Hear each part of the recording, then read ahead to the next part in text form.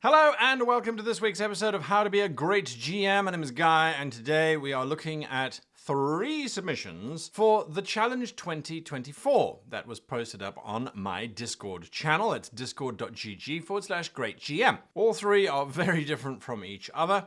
And I have to say, each one of them I would happily run as they are, or make a few little tweaks, which I'll talk about as we go through each of the adventures. So let's jump into it with our very first review in no particular order, and that takes us to the comedy. Welcome to the Heren Horror. Now, the Heren Horror was written by Michael, and it is all about vampiric goats. Yes. There is a beautiful backstory as to how and why these vampiric goats exist, and as the players journey through the adventure, they discover it is more than just vampiric goats. The players are hired to investigate the lack of arrival of a particularly wealthy individual's son, who was supposed to be on the stagecoach coming into town. The PCs go to the stagecoach, where they find evidence, unfortunately, of an individual killed by lots of little cuts and bruises, and the eyes are missing. Investigation reveals that this individual seems to have died by being bitten to death by rats and then eaten partially by ravens. There's also an odd bruise somewhere that is reminiscent of an impact. Nonetheless, there is no sign of the merchant's son, but there are tracks that sort of lead in the direction of a farm owned by a rather famous druid. Once they get to the farm, that's when things start getting interesting. So we've got a really workable, this is all of that wonderful setup and preamble, which is absolutely lovely. And then we have a very functional map. Maps do not need to be beautiful in order for them to work. This works absolutely perfectly. We have the farmhouse, we have the barn, and then we've got some fields and things in an old disused well. And there are some beautiful moments where the writer, Michael, has clearly thought about this adventure. And I think Michael has added in some details which, to be perfectly honest with you, the players are never going to find. In the well, for example, the disused well, the backstory that we discover throughout this adventure is that the druid had defeated an evil vampire, not in combat, but by transforming him and polymorphing him permanently into a goat, and then giving him the curse that until he can raise a kid of his own, he shall never be free of his hooved shackles. Unfortunately, the goat slowly started to regain some of its vampire memories and has taken over the farm and subsequently murdered our druid and turned her into a thrall, a vampire spawn of some kind, as well as all of the other farmyard animals. But at the bottom of the well, this vampire had all of the druid's vampire hunting devices, stakes, silver, holy water, all those kinds of things thrown into this old dry well, which the PCs, if they investigate the well, they will find the stuff at the bottom.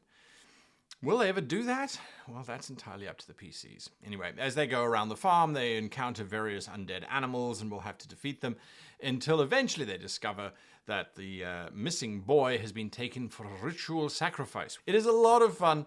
It is written out in a very nice way, and it does feel like whoever wrote this did at some point actually grow up on a farm, because there's lots of stuff in there which is really, really specific to you've spent some time on a farm or you have done your research. And I appreciate that because it shows. It really does. It really does show. You could possibly play this out in a single evening.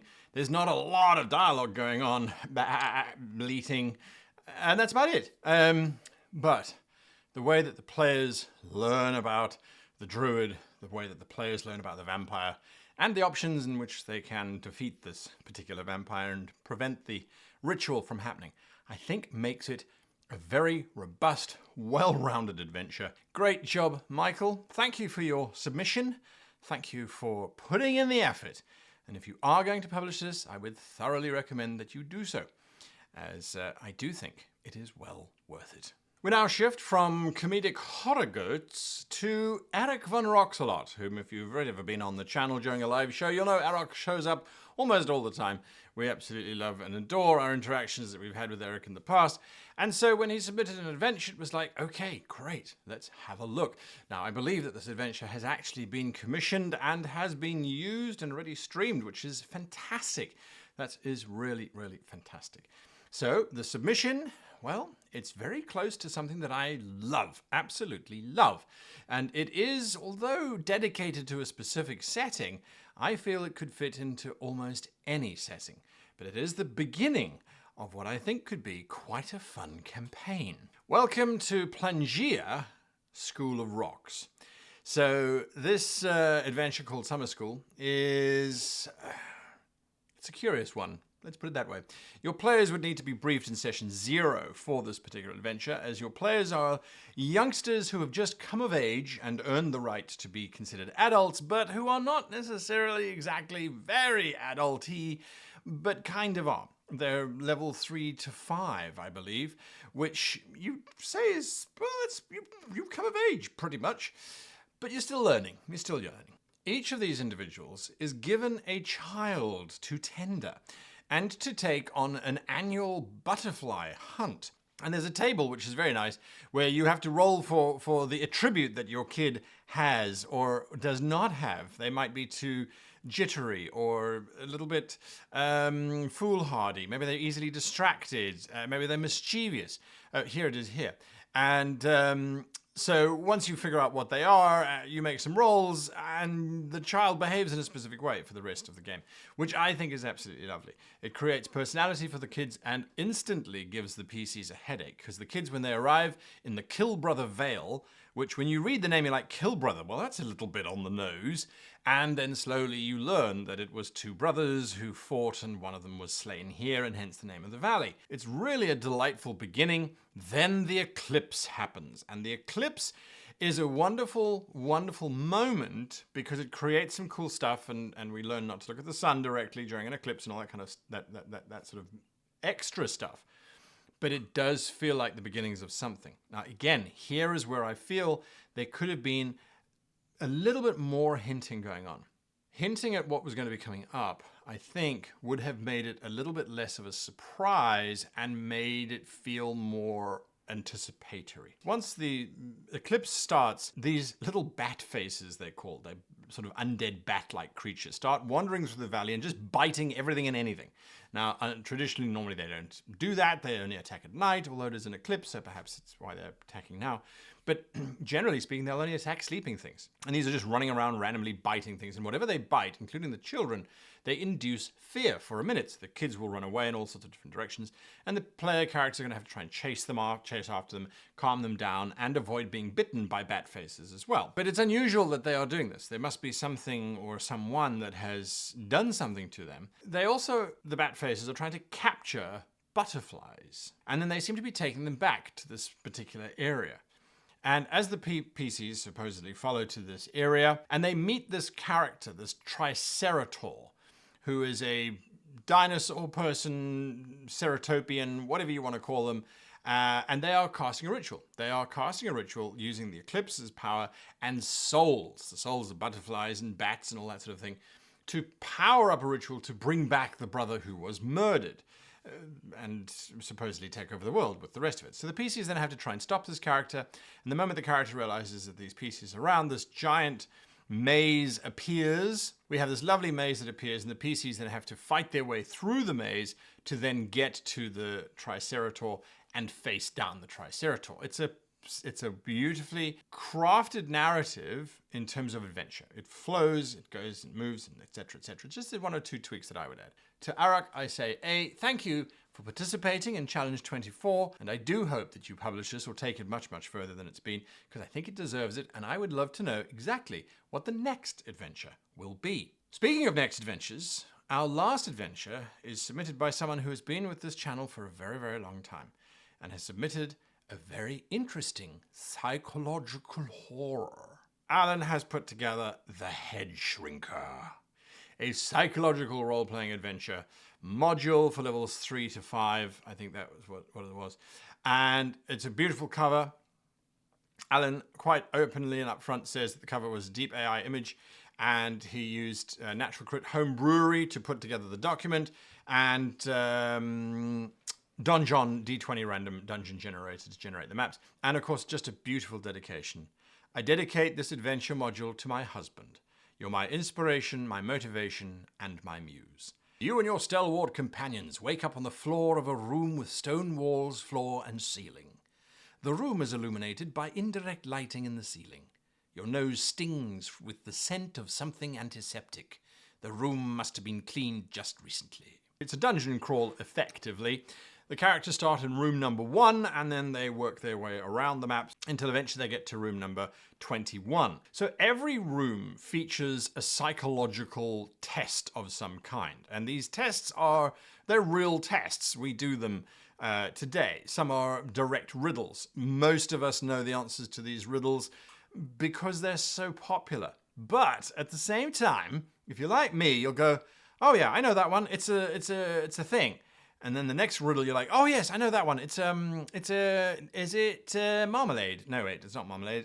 What is it? So the players don't have to solve the riddles. They don't have to solve any of the engagements either. As a matter of fact, a lot of the rooms, if the players don't do anything but wait, they'll actually succeed.